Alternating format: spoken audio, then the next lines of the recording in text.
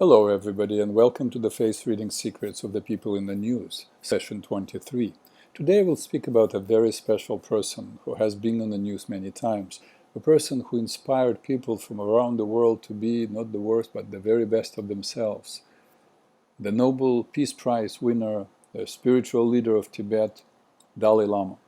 Is there anything that we can learn from his face, profile, and features as face readers that will give us understanding of what drives this man, what makes it easier, and what makes it more difficult for him to be the leader he is?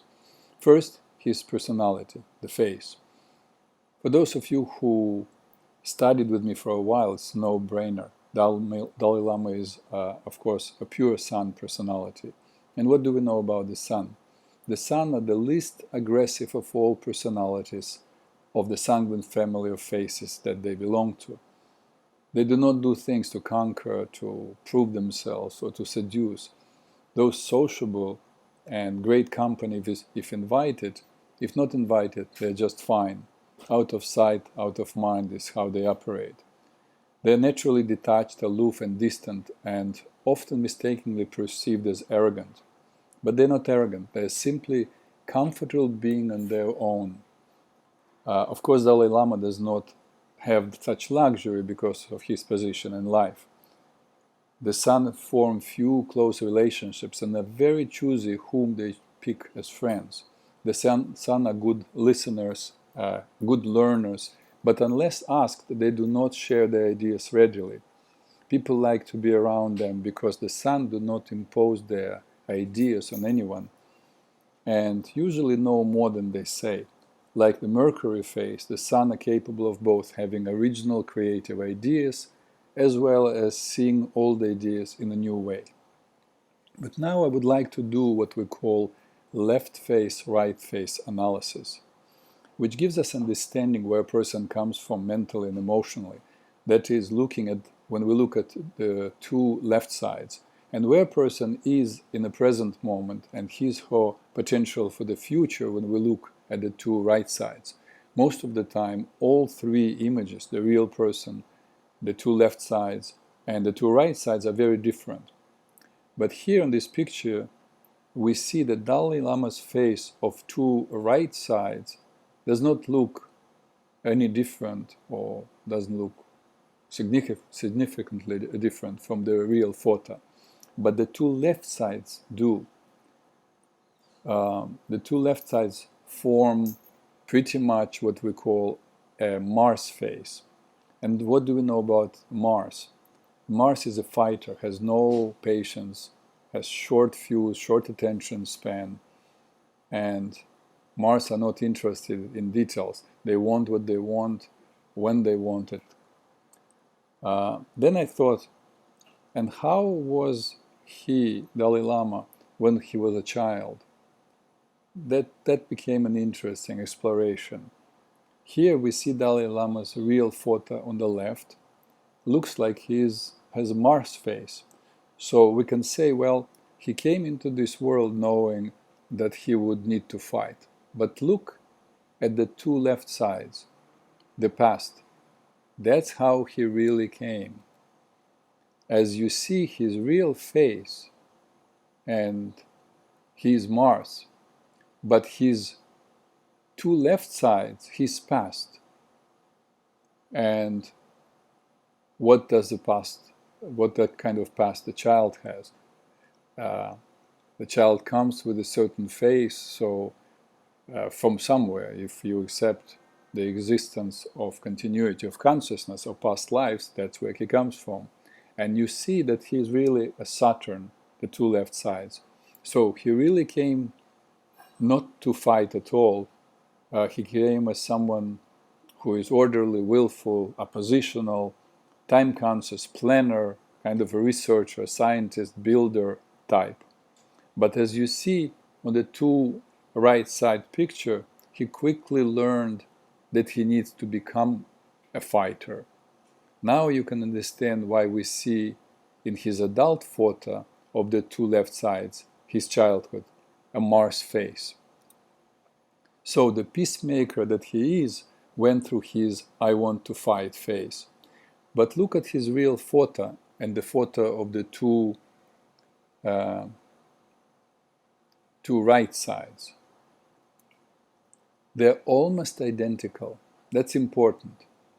I did this left face, right face analysis in previous readings. Look, Anderson Cooper, see how different the real photo from the one that shows the two right sides and the potential for the future. Or Ted Cruz, the same, quite astonishing difference, but not with Dalai Lama. What does it mean? It means that the way he is now, he will be in the years to come. That is, not unconsciously or consciously, he's playing games. He's not pretending to be someone else that he is not really is. That is, he is 100% a real thing. His face reveals that where he is going is where he is. What he says now, he really means. Even though we know through knowing him, his actions in the world, that it's true, it's just interesting to see that the face reading confirms it. We know that the Greek word for personality is persona, which means a mask. This man does not wear a mask. That's a very rare occasion. What you see is what you get. And finally, I want to say a few things about Dalai Lama's profile, that is temperament, and a few features. As you can see, Dalai Lama's temperament is bilious lymphatic with a nervous cast. Let me break it all down for you. Look at the red line going straight down from the forehead to the chin. That's bilious. And the line from the chin down, the flash under the chin, that's lymphatic. So as a bilious, he is intellectual, natural leader, willful, long-term planner, has great energy and endurance, needs little sleep, he is organized and meticulous, and he is what we call positive pessimist. He sees all the negatives in the world, but is inspired to change them to good. As a lymphatic, that he became with age and gaining some weight, he is even more orderly, self-sufficient, in need for justice, tolerant, accepting, and a visionary, able to see the forest, not just the tree. But look at these two turquoise lines. You can see the bow-like profile because of a slightly tilted forehead and a slightly receding chin. That's a nervous cast. So in addition to all the qualities that you know, or that I shared with you about Dalai Lama, also he thinks much faster than a regular bilious, he's much more sensitive and creative, pretty much more creative and sensitive and with a faster mind than any temperament except in other nervous, of course. A couple of interesting features. Look at his ear. The space between the tragus and antertragus is huge, which is not that common for someone with the face of sun, meaning that he is very talkative, and we know that from the experience. And look at the blue arrow triangulation on the wing of his nostrils. He is very competitive. And as we know from observing Dalai Lama's life, the only person he possibly competes with is himself. And here we are looking at this complex person, gifted with endurance, fast thinking, will, love for justice, tolerance, prophetic qualities, and the talent and love to speak. Could these qualities be turned for evil, not for good? Yes, of course. And we know and we witness through this in history.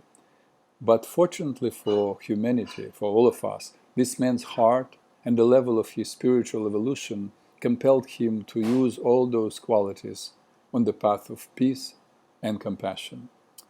And that is all for today. Talk to you soon and enjoy the mystery of your journey.